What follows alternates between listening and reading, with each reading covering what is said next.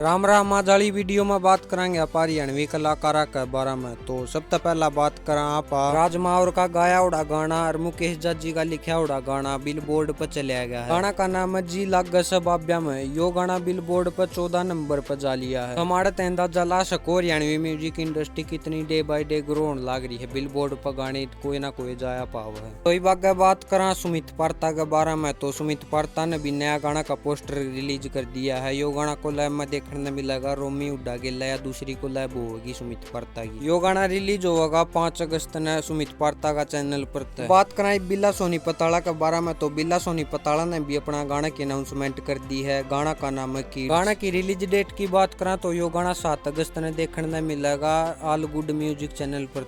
तो बाकी थारी के राय इस अपडेट के बारे में अपनी राय कमेंट में जरूर बता दियो। अपनी वीडियो अच्छी लगी हो तो लाइक कर दियो, चैनल न कर लियो सब्सक्राइब। मैं मिलूंगा नई वीडियो में, तो तब तक के लिए tata bye bye, Ram Ram, जय हरियाणा भाई।